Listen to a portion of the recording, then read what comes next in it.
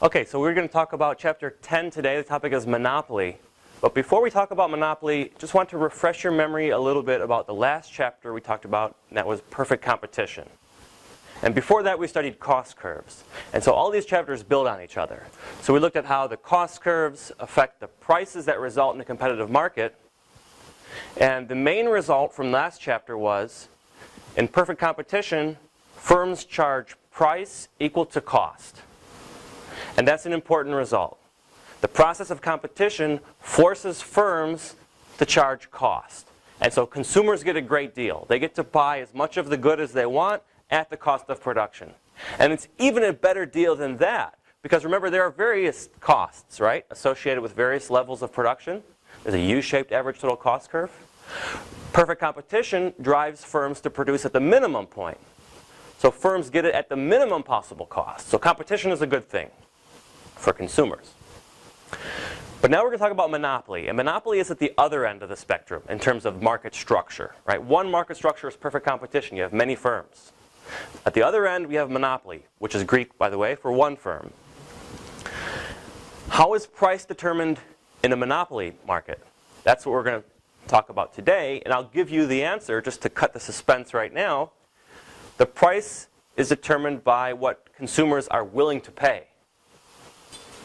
And so these are the two main takeaways from the last chapter and this chapter. Last chapter, in a competitive market, price is determined by cost of production.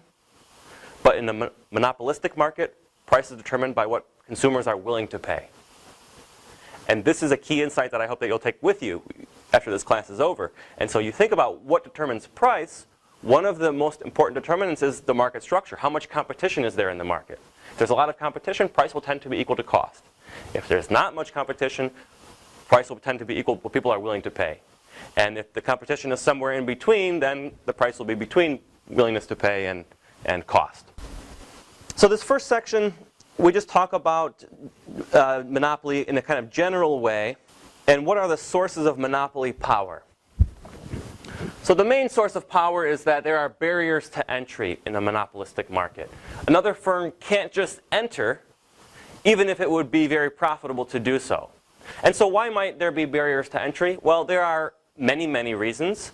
But just to give you some examples, we have economies of scale, locational advantages, high sunk costs, ownership of a key input, and government restrictions. And so let's start with this last one, government restrictions. One good example of a government restriction that creates a monopoly is a patent. And this is something that's especially relevant to Silicon Valley, where we're at right now. Right? Firms innovate constantly and try to patent these innovations. And that's a really interesting issue to explore. But let's just think about why it creates a monopoly. So if you have a patent on something, that means no one else can use that technology for 17 years until your patent expires. Then anyone can use it. So that effectively gives the inventor a monopoly, right? What's the reason for that, do you think? Why do we have patents in society? To encourage innovation, exactly. And so one question is, not one we're going to explore here, but an interesting question related to patents is, what's the optimal life of a patent? If we want to encourage innovation, well, we can make the patent longer. Maybe make it 30 years, 40 years, or 100 years. And the life of a patent is something that has changed over time. And right now, it's 17 years. But is that too long or too short? That's a good question to analyze with economic models. One reason for shortening the life of a patent, as we'll see, is that when a firm has a monopoly, they charge consumers a higher price. So you can lower the price by shortening the length of the patent, but you may get less innovation. There are also related concepts like copyrights, which apply to creative works like books and so on. And those last much longer. Don't quote me on this, but it's the life of an author plus, I think, 50 years. Or maybe 70 years. It's been changing a little bit. But it's for a much longer time. Once the copyright expires, then you can photocopy the book and distribute it and so on. It's in the public domain. But until then, you have to pay royalties to the author. Unless, of course, the book, like this one, is a Creative Commons copyright license, where they explicitly allow us to distribute it and modify it without their permission, right? As long as we attribute it to them. So for example, I could not create videos like this and put them on YouTube if this book was under a traditional copyright license. But because it's under Creative Commons copyright license like Wikipedia, I can do that. Okay, quickly, what are some of the other ones? Well, economies of scale. It's where your long-run average total costs fall as output increases. This is another important concept that you should remember for the rest of your lives, because people talk about scalability, also a popular term in Silicon Valley. If you invent something, can you scale it up? And what happens to the cost of production when you do that? Well, if the cost of production falls as you scale it up, then that's called economies of scale. So increasing production lowers average cost. There is a related concept that they do mention in this book. In some sense, in this chapter, in some sense, they just kind of throw it in without really describing it much. But this is called network effects. It's also in this section. And you might think about network effects as a type of demand-side economies of scale. In particular, the more users of a good there are, the more valuable it is to those users. And so you could probably think about examples, for example, like computer software. Do you want to use a software program that very few people use? Probably not, because you want to swap files with people, right? And if they don't use your software, you can't share the file with them. So the value to you of using a software product increases with the more people that use it. And there are many other examples. For example, what about a fax machine? If you're the only person that has a fax machine, it's not very valuable, right? And so this is related to monopoly because network effects can lead to one firm becoming dominant. And we saw that Microsoft basically had a monopoly on Windows, on operating systems with their Windows operating system for a long time. But as we see that monopoly is being eroded, Apple now is becoming a much more commonly used computer, and there are other platforms that allow people to do the same types of things that operating systems do. For example, even Google Docs, right? You can do word processing, spreadsheet programs within the internet. And so network effects, or what I referred to a moment ago as demand-side economies of scale, can lead to monopoly, just as supply-side economies of scale can lead to monopoly. There are a few more that you should read here. The last one that I'll mention is sunk costs. And this is yet another important concept that you should understand and take away from this class. So what is a sunk cost? It means it's a cost that you incur that you can't recover. So if you spend 10 hours studying for an exam, you can't get that time back, right?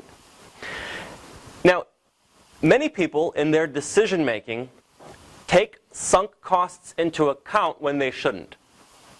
And there's an expression that has been developed to demonstrate what I call the fallacy of sunk cost thinking. And that is, there's no use crying over spilt milk. Right? So for example, let me give you one example. Let's say we're building a bridge or a road, and it's really expensive. And we've already spent $10 billion building it. And it's going to cost another $10 billion to finish. But when it's finished, the value of it will only be $9 billion. So should we finish building the bridge? Some people would say, well, we've already spent $10 billion, so yeah, we should finish it. But in fact, that's a sunk cost. Well, if it's a sunk cost, we should not take it into account. Instead, we should just compare the benefit of finishing the bridge, $9 billion, versus the cost, the additional cost of $10 billion, and say, no, we shouldn't finish it. And so even high-level decision makers fall prey to sunk cost thinking.